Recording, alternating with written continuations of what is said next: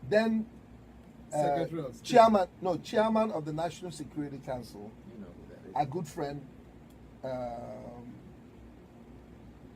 It can't be a good friend. No, because he Kissinger. wasn't there. Henry Kissinger was Kissinger. Secretary of State. No. Henry Kissinger was his National Security Council.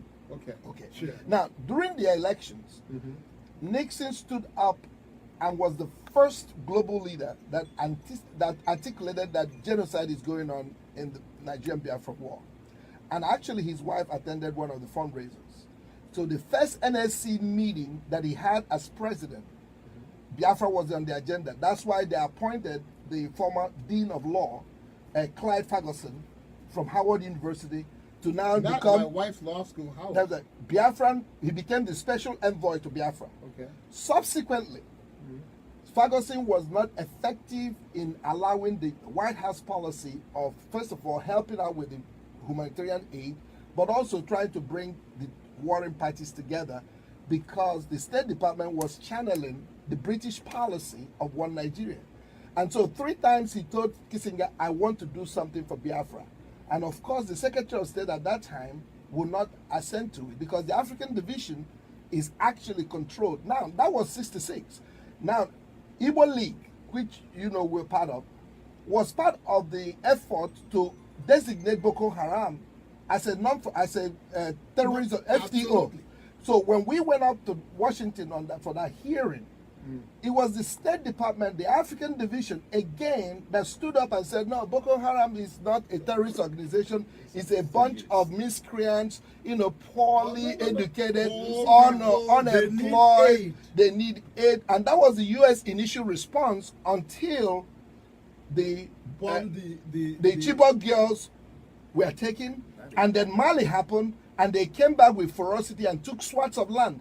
That's when all of a sudden they now designated the leaders as terrorist organization. And of course, when Chibok happened, Bring Back Our Girls overwhelmed everybody. And so Hillary Clinton's State Department then decided, oh, this is a terrorist organization. Now, we're talking about the Fulani headsmen. The Fulani headsmen who are responsible for what's going on all over the Middle Belt and the southern part of Nigeria are actually acknowledged by the President of America, or President of Nigeria, as foreigners, are actually mercenaries out of Mali, which he acknowledged, but are allowed to carry AK-47 in a country where he knows he's a military general, he knows how to protect the government. But what we're seeing is the Fulani headsmen has now turned out to be the deadliest terrorist group in the whole world, based on the number of people that have been killed. Now, do you think the State Department is trying to hold them accountable or hold Nigeria accountable? No way. Because, again, the Fulanis are part of the ethnic group of the current president, and all the security agencies in Nigeria are controlled by people from of his own ethnicity. And so what do you have? Unilateral force against the entire minorities, especially Christians. So that is where the difficulty of really, like I said, many of us live in the valley, because we really don't know, how do you fight a government-sponsored genocidal attack? That's what happened in Biafra. That's what's happening now. I don't know. I don't have the answer to that question, but it sounds horribly similar to the genocide that occurred in Rwanda. And another similarity is you have governments outside of the warring population that are either turning a blind eye or supporting the perpetrators of the genocide. That's right. And the good news, and there is good news, by the way. There is good news. I believe in good news. Rabbi Cooper, I thought I was educating this learned man, and his retort, which I shared with you, was, Reverend Johnson, we will shed light on the atrocities occurring in Nigeria. Amen. But he did that before, I think after, he didn't know you were coming on the air. No, and he's taken many positions against what's going on in Nigeria. He's done radio interviews, television interviews, op-eds about it. We don't remain silent. And I would tell you that when Rabbi Heyer, who's our founder and dean, brought a group of donors to meet with the Pope and this was, I think, 3 or 4 years ago, probably 4 years ago, and already we knew about Boko Haram then. Yes. I would tell you that this Orthodox rabbi stood in front of the Pope and said, how can the Catholic Church remain silent once more in the face of the evil that's going on around the world? So here's a rabbi who stood before the Pope and didn't speak about Israel and didn't talk about the terrorism that's going on there, but really came to defend what was going on in terms of Boko Haram and our Christian brethren. And I don't mean to get off that subject. But that's kind of what we do. Well, We need to get off the subject because I also think that you're correct. We have to cross these lines to worry about the other. But we also have to do it here in Chicago and in around the United States as well. Definitely. Because what we're witnessing is, as I said, in Chicago, of course, is the worst violence that we've ever seen. But we really are witnessing it all over the United States, where communities don't understand each other, and what's going on college campuses, and the marginalized groups, and the fact that they don't feel that they have rights, or that there's anti-Semitism, Or they belong. right, or that they don't belong, or let's look at Charlottesville. It was just a year ago. That's when right. you march, it's free speech. You can walk down the street saying Jews will not replace us, but it's not the speech that any of us should allow. That's right. There's no room for hate speech anywhere in this country. And as long as we are silent to hate speech, they will continue to win, and that's what we're seeing. And I have one more point I want to make quickly in terms of my relationship with the community, and that is, I have a friend, I don't know if you know him, Pastor Chris Harris from Bronzeville. Of course. Right, So Pastor Harris and I have had many debates about what's going on, and he's taught me very well. And he said, Elson, you wear your Judaism on your sleeve. Everything you do, you think of yourself as a Jewish woman. That's what defines you in so many ways. But here's a lesson he taught me. But when you walk down the streets of Chicago, everybody just sees a white woman. When I walk down the street of Chicago, no one looks beyond my black skin. That's right. And those words have stuck with me for the last few That's right. years, and has put me on a stronger path about building alliances and understanding other people's needs and Their stories. stories, which led us to bring from the Museum of Tolerance a program called Space to Talk About Race. Wonderful. We've been doing a great deal of work on it. We're going to continue, and what I love about it is it's an interactive workshop. At 3 hours, we're shutting it down, and people want to continue having a dialogue. But I think that what's really opened up people's eyes is because if you say race, the first thing it infers is what? Black, white. Black, Yes. white. We're talking about the human race. Yes. Because you know what? The LGBTQ community deserves recognition or our support for their rights. Whether you agree religiously or not is a different They're discussion. still human beings. That's exactly And correct. that is an interesting perspective, and one that everyone of faith wrestles with, that one commonality that without exception, notwithstanding what you believe in, you're still a child of God. the Almighty God. Absolutely. And because we're discussing a space to talk about race, I've got to mention Liba. Liba, she's amazing. What's so amazing about Liba? She's really a African American. She is. Blonde she hair, is. blue eyed, white skin. I love when she says it, but she's an amazing director of the Museum of Tolerance in Los Angeles. Yes. She's really And the you met person that Liba. puts together the No, education. I've not met No, her. I know. Yes. And so, is there opportunity for us to hold that space to talk about race? Yes. Yes. Okay. Funny you That should would be mention Can I say something that we would faster? like to- Yes. But I would tell you something. Yes. It is not effective if we're only bringing it to an African American community. Because yes, you will learn from each other, but we need to learn from each other. And No, understand. across- It has to be diverse groups. Absolutely. But you see, Allison, Yes. it's Speaking about interesting. But you see, interesting. You say African American community, but I can tell you, I have a great relationship with my brother here, Reverend Johnson. But do you know that between those of us who are recent African immigrants, we need to also get to connect with our African American brothers, Africans who had come here years ahead of us that we don't know. We don't even understand a lot of their story, even to walk in their shoes. But we are also impacted by their story. Their story started from our story. So that is just the interconnectedness of all humanity. And I agree with you, it's one human race. It's one human race. We are all descendants of Noah, right? Okay. And Sorry, I go back and say, Go back did at it him. start with Abraham? okay, Who are my brothers in the Old Testament? from Ishmael, Yes. Muslims, Yes. Abraham. We No, all, Ishmael- I'm not no, telling. no, no, I'm not you- telling any of you Bible because you know it But- better than but I do. you think know- about you know that- Abraham had 2 sons. But you know that Ishmael's mom has African blood flowing in her Hagar. veins. Hagar from Egypt. By the way, they say that about Moses. They don't say it Yeah, about that's women. right. You can't He- say he- a he- Christian woman, a Cushite woman has African blood. Yes. No, she's Cushite. That's She's African. Cushite. He's African. That's it. Yeah. So at the end of the day, we all emanate from the same God, from the And the same same place. roof. So in these last couple of minutes that we have, we want to focus on what can we do. I know my Community Plan Foundation has projects from the Pacific to the Atlantic, from Canada down to Mexico.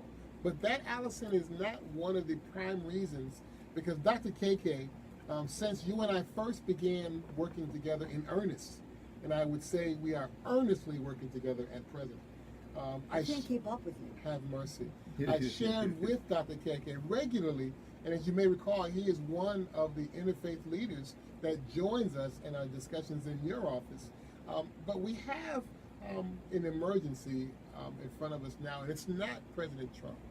It's not the current scenario in the White House. That is merely a distraction. Sure. We have lives being lost and marginalized today.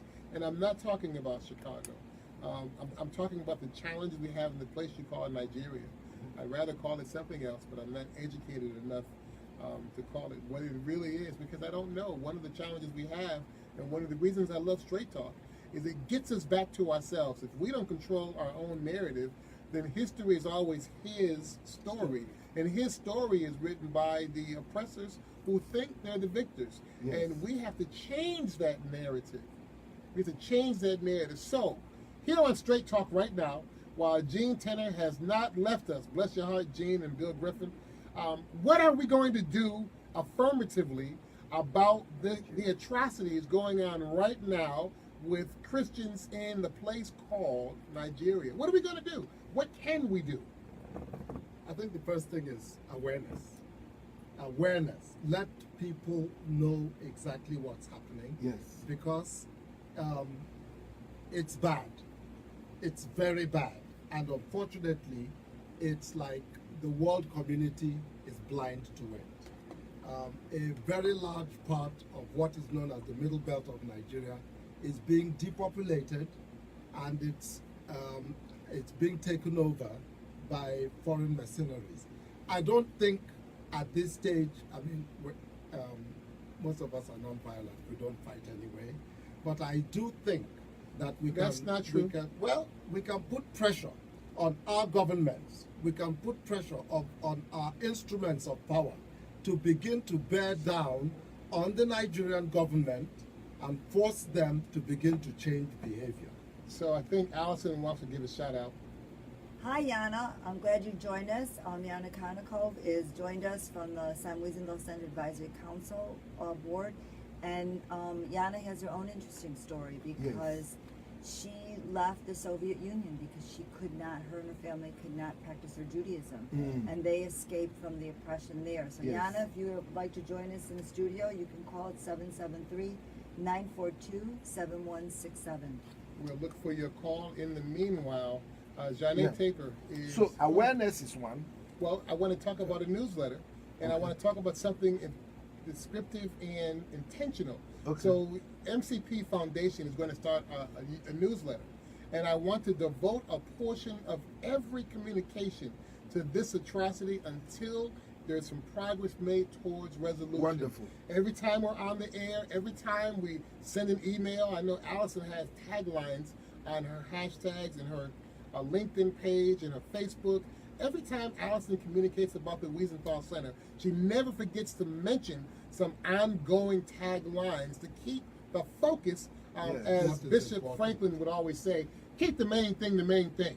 Yes. And so long as there is breath in our bodies and blood flowing through our veins, Yes. we ought to identify some things that we Yes. regularly talk about until they get traction. Yes. And I'm going to suggest that this is one of them.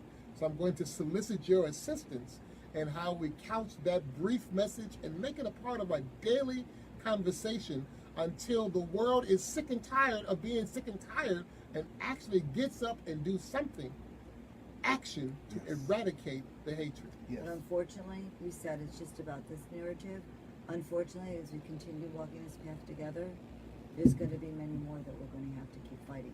Yes. Because the world's, it's Yes. one issue on, and I'm not underplaying But there it, is you know. there's a There are continuum. many, right, we have to, Yes. whatever it is, it will be that, the area, Yes. the But Christians it- in Nigeria, it will be about Boko Haram, it will be about many things, but unfortunately, again, hate keeps growing because the world remains silent. So let me say this: Baramda Abid was recently arrested in Mauritania. Baramda Abid was born in slavery in Mauritania and arrested because he organized ex-slaves, former slaves, to run for office to be leaders in their own country. Yes. And his arrest spurred, as you may recall, the beginning of the Abolition Institute. In fact, I was arrested at the Mauritanian airport when a delegation from Chicago went to look at the life and to see if the actions, the progress we were making with the newly freed slaves was actually taking root. Rather than allow us into the country, we were arrested. On that day, and because we were arrested, 600,000 hits of media across the world directed their attention to this government. So I can tell you from my own experience, sometimes you have to be willing to be arrested and tell the same story over and over and over again, and it begins to draw its own power That's and right. make traction. So I agree with my sister. One of the reasons we get along is we never back down from a fight. Yeah. No. And how do you bring more people to the fight other than part of what the Wiesenthal Center So I is doing? think that what we do is the Reverend said is, you know, all the op-eds that, you know, why does Rabbi Cooper write so many op-eds or Yes. go on the news? Because it brings awareness to it, and we keep Yes. sharing it and telling the world. People say to me all the time, I have the most depressing Facebook page I've ever seen. I said, okay, you could either read what's going on in the world, or you could put your head back in the sand. That's right. And when we put our head back in the sand is how Hitler won. So But it's- before we get off the phone, I see Dr. Stephen B. Thomas from the University of Maryland Public Health. God bless you, my good brother. Go ahead and call in at 773-942-7167.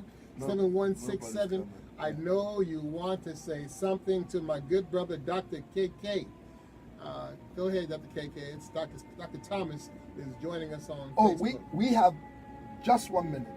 And I just want to use that 1 minute to say thank you so much, Allison. Yes. Thank you for welcoming me into your tent. No, you belong here because we share the same story and we share the same passion. And like we said, every one of us Our here values are are the exactly the same. And we are children of let- Abraham. That's right. and so the Wiesenthal Center is really been an inspiration, and we thank you for your work that you guys are doing. And like every Igbo people would say, jideki iji, meaning hold on to that which you have and what you've been doing. We will be there with you to walk down the paths as we in this struggle, because it's a long struggle For all of us. for all of us. And hopefully we'll get a chance to have you back here more often, and then we'll talk about some of the work that we need to do together. Because one thing that inspires me is that once people see that somebody is speaking up, then hope rises up in them and they join the movement. Because what's happening now is there's a lot of despondency because people have lived this all their life and nobody seems to hear us. And so they ask the question, can you hear me? Can you hear me? Mazi Obasi. Isn't it a shame that growing up we watched hooded people burning crosses all across America, and we watched the marches for freedom, Martin Luther King, and all the marches and all the fights for civil rights. We come to this country, we become part of this country, and we Not get willingly. the feeling. No, I'm saying as newer immigrants thank you. now, we are feeling that yes, this beacon is truly what it is meant to be. And all of a sudden, these hoods come appearing again in America.